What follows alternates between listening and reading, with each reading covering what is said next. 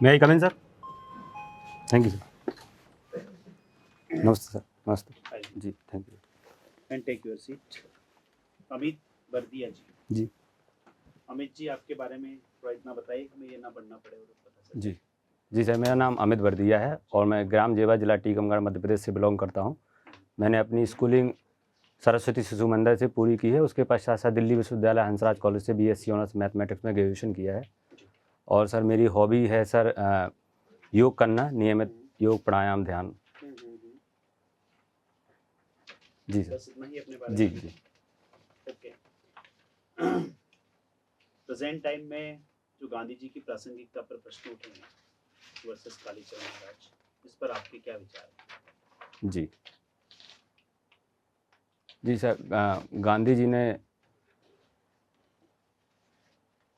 कालीचरण महाराज ने जो जी खिलाफ बोला है, जी जी इस पर आपकी क्या सोच है, आप क्या कहना चाहते जी सर, समाज में सर कुछ ऐसे लोग हैं सर हैं? कि जो गांधी जी के खिलाफ बोलते रहते हैं, तो उस पर सर प्रशासन को सर कार्रवाई करना चाहिए सर, कि ऐसी सोच जो समाज में द्वेष भावना फैलाते हैं, ऐसी सोच आगे ना बढ़े। जबकि कॉन्स्टिट्यूशन का आर्टिकल जो 19 है वो तो राइट देता है, राइट टू स्पीक।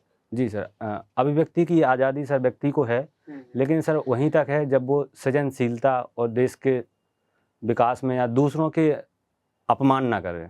यदि कोई भी अभिव्यक्ति की स्वतंत्रता किसी का अपमान करती है तो सर वहाँ पे कॉन्स्टिट्यूशन उसको रोकता है सर। जी, यहाँ तक तो ठीक है, लेकिन जैसे उनको बिल्कुल प्रोसेस का वायलेशन करते हुए अरेस्ट किया गया है, अदर स्टेट की पुलिस ने अरेस्ट किया है, क्या वो प्रोसेस के बारे में आपकी क्या राय है? जैसे उनको अरेस्ट किया गया है, कोई नोटिस नहीं है, क्या ऐसा कर सकते हैं? जी सर, उस मुद्दे पे मैंने ज़्यादा विचार नहीं किया है सर, लेकिन मैं अवश्य सर ऐसा विचार करूँगा। आपको उसके बारे में जानकारी नहीं है? जी सर। ठीक है। प्रेजेंट टाइम में जो गवर्नमेंट ने जो कृषि बिल वापस लिए हैं, कृषि बिल ठीक नहीं थे क्या? जी सर, कृषि बिल सही थे सर, लेकिन उसके कुछ प्रावधानों को लेकर किसानों को आपत्ति थी। और सरकार का भी ये मानना है कि कई ऐसे प्रावधान थे जिनको हम किसानों को समझाने में असफल रहे हैं। इस कारण सर सरकार ने सोचा कि उचित समय आने पर इनको फिर से लागू किया जाएगा। ऐसा सरकार कर सकती है। मतलब बिल तो सही था, राइट? बिल सही थे सर। गवर्नमेंट मैसेज नहीं दे पाई? जी सर। आपकी इस राय? जी सर। गवर्नमेंट ने वापस रिटर्न लेने में कुछ काफ़ी समय नहीं लगा दिया? कितनी लाइफ गई, कितने किसानों की जानें चली? जी सर, इसमें देर 5 लगा दी गवर्नमेंट? जी सर। देर लगा दी? जी, सरकार ने सर पूरा प्रयास किया कि मैं अपनी बात किसानों को समझा पाऊँ और जिससे किसानों की जो मांगें थीं वो संतुष्ट हों और जो कृषि के जो बदलाव किए थे उनको किसान स्वीकार करें, लेकिन किसान समझ नहीं पाए, या जिसके कारण सर इसमें देरी हुई सर। ऐसा नहीं लग रहा कि किसी जो पास में नियरेस्ट अभी इलेक्शन है करीब, तो गवर्नमेंट ने इलेक्शन को देखते हुए तो वापस नहीं लिया कहीं भी? ऐसा नहीं लगता आपको? जी सर, इसमें सब पड़ेगा। जी सर, इसमें सबसे बड़ा एंगल सर किसानों की जो हत्या मौत की जो रिपोर्टें आ रही थी, उससे सर सरकार थोड़ी विचलन में थी। तो सरकार ने सोचा कि जब बेहतर तरीके से हम किसानों को समझा देंगे और वैसी परिस्थितियां बन जाएंगी, उसके पश्चात इस क्षेत्र में प्रयास किया जाएगा। पर अमित जी, आप अगर मान लो एसडीएम बन गए और पंजाब का ही मामला चल रहा था, आपको किसान का, जैसे सर ने बताया अभी उसमें जी, तो आप एसडीएम होते तो आपने जैसे बोला कि कई किसानों की मौत हो गई, पर मैंने जो देखा है राष्ट्रीय मीडिया पे, जिस प्रकार से देखा है उसमें एक भी वहां तो कुछ लाठीचार्ज नहीं हुआ, गोली नहीं चली, फिर इतने किसानों की मौत, फिर आप उसका आकलन कैसे करते हैं अमित जी, अगर आप वहां पर एसडीएम होते तो? जी सर, वहाँ पे कई ऐसे कारक थे जिसके कारण मौत हुई है सर। उसमें एक ठंड को भी माना गया है। तो ठंड को सरकार से कोरोना कैसे जोड़ सकते हो आप? जी सर, लेकिन किसान संगठनों का ऐसा मानना था। मानना नहीं था, ये तो गलत ही हुआ है ना। जी सर। अगर ठंड से मानना है तो सरकार दोषी है भाई, सरकार ने तो आमंत्रित नहीं किया आपको। जी सर, वहाँ पे पर्याप्त व्यवस्थाएं नहीं थी कि जिससे कि ठंड से तो बचा जा सरकार का सके। दायित्व थोड़ी था, आप तो आंदोलन कर रहे थे ना किसी विषय में उसमें। जी सर, लेकिन सरकार ने समझाइश दी थी सर कि ठंड ज़्यादा है, यहाँ ना रहें। तो और नोटों को कोरोना आप जो ये दिया गया उसको सही मानते हैं, गलत मानते हैं? जी सर, मैं थोड़ा स्पष्टीकरण चाहता हूँ सर। नहीं, आप कह रहे हैं ना कि इतनी मौतें हुई, तो आप अगर एसडीएम होते तो उसको सही मानते हैं कि हुई है मौतें या नहीं हुई है सर? जी सर, मौतें हुई हैं सर। कारण?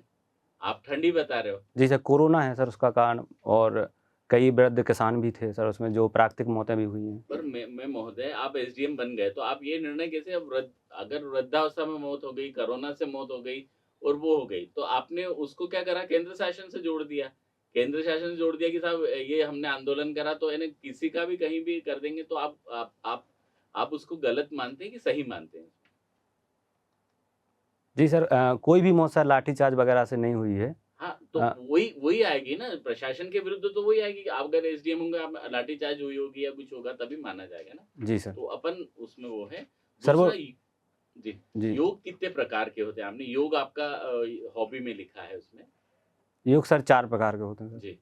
जिसमें राजयोग होता है, हुँ, भक्ति योग होता है, कर्म योग होता है सर, और ज्ञान योग भी होता ज्ञान है। जी सर। अमित जी, जैसे मैं आपका बायोडाटा देख रहा हूँ, आपने हंसराज कॉलेज से जी सर। ग्रेजुएशन किया है। हंसराज कॉलेज दिल्ली यूनिवर्सिटी के नॉर्थ कैंपस में पड़ेगा या साउथ कैंपस में? जी सर, ये नॉर्थ कैंपस में सर। चलो, कहाँ पे? जी, ये नॉर्थ कैंपस में सर एक किरोड़ीमल कॉलेज के पास है सर, एक मलकागंज नामक क्षेत्र है, वहाँ पे सर अवस्थित है, दिल्ली यूनिवर्सिटी के जस्ट पास ही है सर।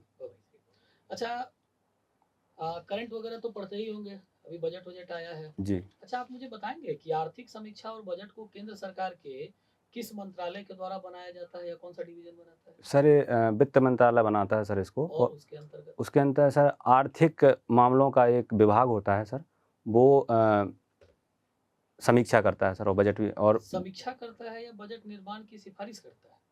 जी सर, वो सर्वे की रिपोर्ट निकालता है, और बजट का सर्वे की रिपोर्ट निकालता है। सर्वे जो सर मतलब आपके अनुसार आर्थिक समीक्षा कुछ और कोई और बनाएगा और बजट कोई और बनाएगा? जी सर, वो एक ही विभाग मंत्रालय के अंतर्गत है, लेकिन कंफ्यूज ना करें, जी सर। बताइए संस्थान का नाम बताएं।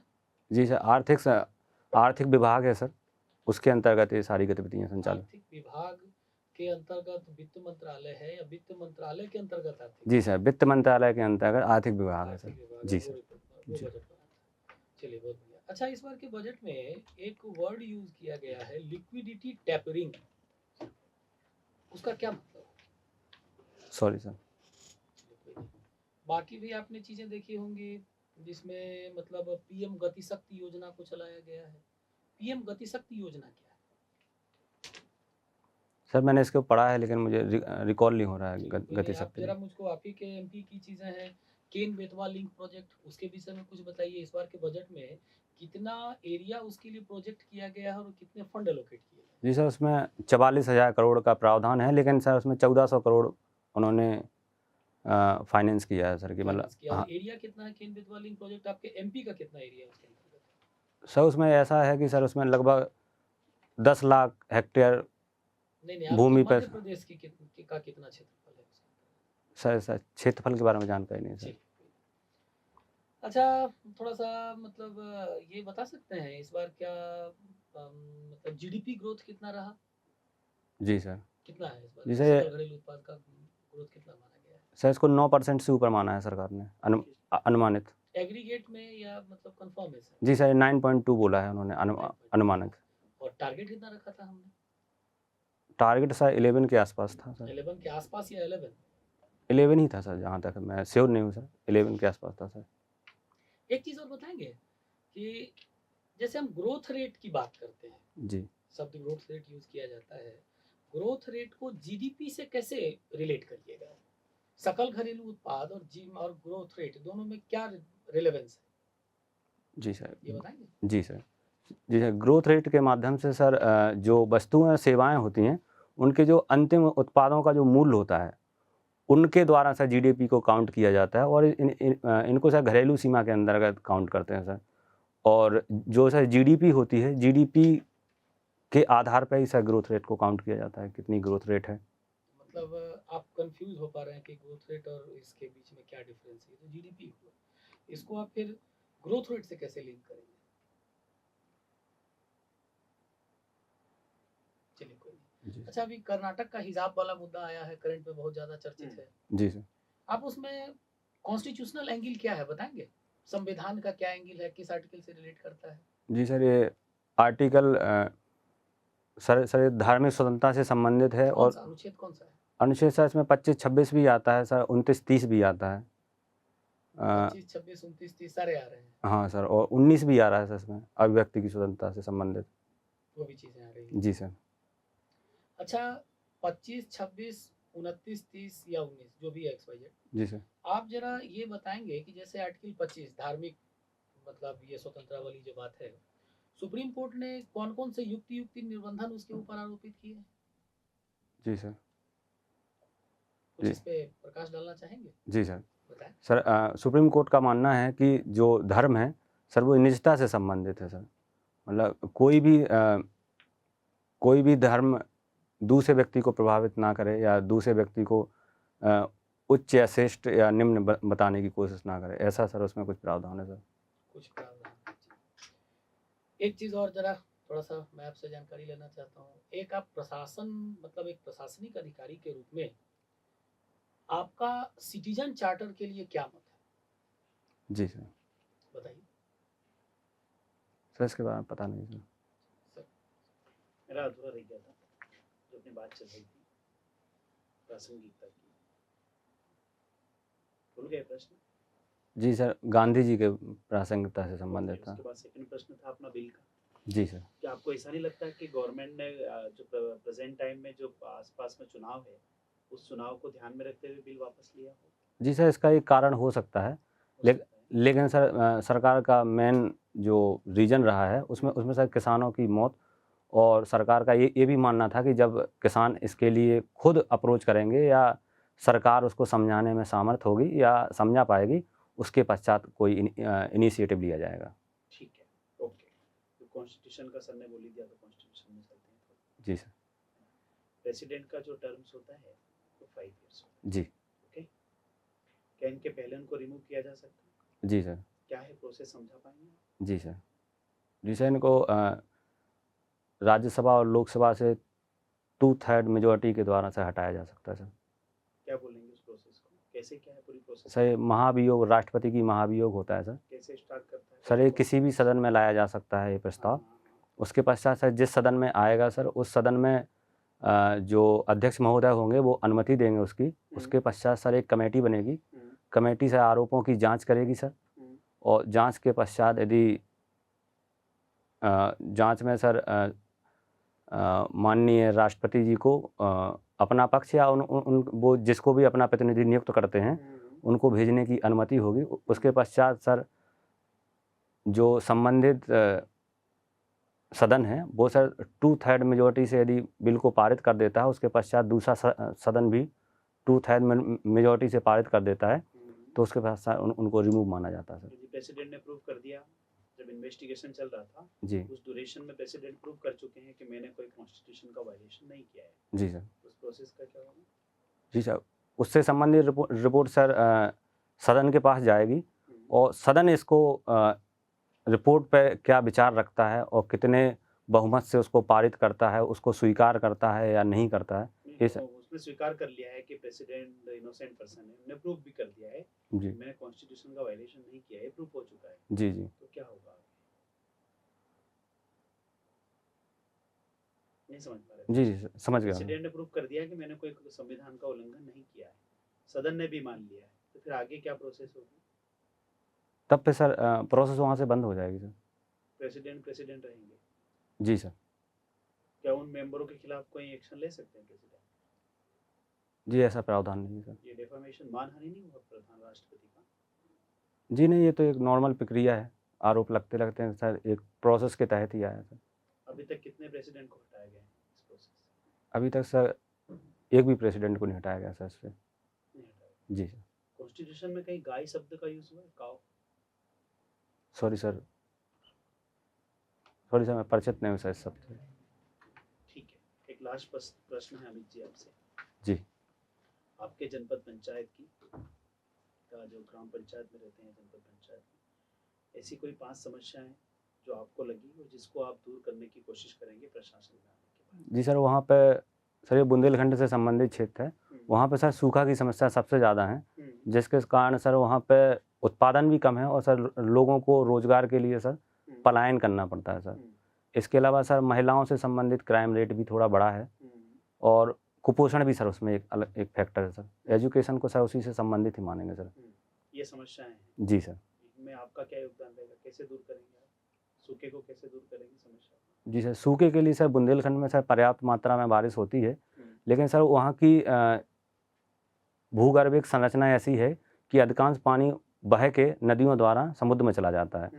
तो उस कंडीशन में सर जो वाटर है सर उसको कंजर्व करना पड़ेगा।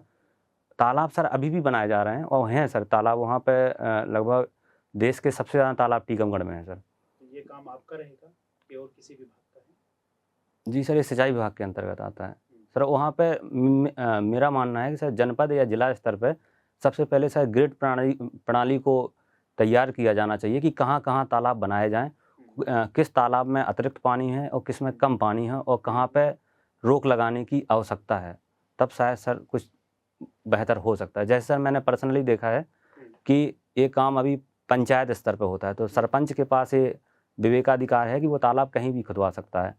तो उस कंडीशन में देखा गया है कि सर कि जहाँ पे जल भराव होना चाहिए वहाँ की जगह कहीं अन्य जगह तालाब खोद दिए गए हैं जहाँ उनकी आवश्यकता नहीं थी। इस कारण सर। ठीक है, एक लास्ट क्वेश्चन है। 16 में आप ग्रेजुएट हो चुके थे? जी सर। उसके बाद में बीच में इतना स्पेस?